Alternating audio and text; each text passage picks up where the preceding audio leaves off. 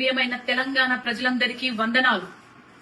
గౌరవనీయులైన పవన్ అన్న గారు, మీరు ఒక నటుడుగా, గద్దరన్న అభిమానిగా తెలంగాణ ప్రజలు ఎప్పుడు మిమ్మల్ని గౌరవిస్తానే ఉంటారు.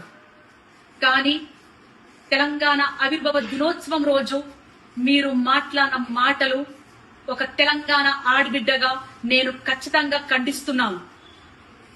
తెలంగాణ సినిమాల్లో యాక్ట్ చేస్తే రాలేదు, తెలంగాణ పొత్తులకు పోతే రాలేదు, తెలంగాణ పైసలు వంచితే రాలేదు, తెలంగాణ లాబీలు చేస్తే రాలేదు. తెలంగాణ పోరాటం ఓ సాయుధ పోరాటం. తమ రక్తం చిందించిన గడ్డగా నిలబడ్డ తెలంగాణ బిడ్డల త్యాగాల పోరాటం. తెలంగాణ ఒక ఆత్మగౌరవ పోరాటం. ఎవరిని ఒక బాధ పెట్టకుండా, ఎవరిని హింసించకుండా తమను తాము ఆహుతి చేసుకున్న శ్రీకాంత్ చారియే సాక్ష్యం. తెలంగాణ పోరాటం ఒక సాంస్కృతిక యుద్ధం.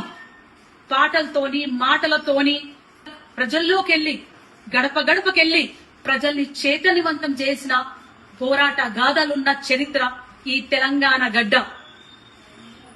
మా భూములు మావి, మా నీళ్లు మావి, మా పాలన మాది అనే ఒక నినాదంతో పల్లె పల్లె, గడప గడప త్యాగాలు చేసి సాధించుకున్న పోరాట గడ్డ.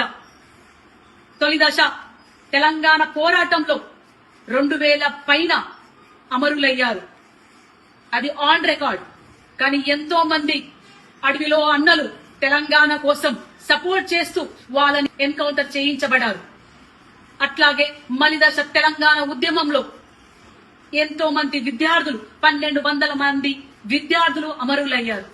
ఎంతో మంది ఆడబిడ్డలు, తల్లులు తమ కొడుకులని, తమ బిడ్డలని నడవండ్రా బిడ్డ, మన తెలంగాణ మనది, మీరు ముందుకెళ్ళండి, పోరాటంలో భాగంగండి, మేం కుటుంబాలను చూసుకుంటాం అని వీరగాథలు నడిచిన తెలంగాణ మనది.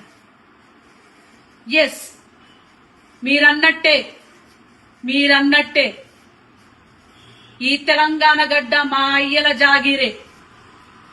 మీరన్నట్టే నిన్న తెలంగాణ గడ్డ మా అయ్యల జాగీరు, ఈ రోజు మా జాగీరు, రేపు మా భావితరాల బిడ్డలు తెలంగాణ వారసులు.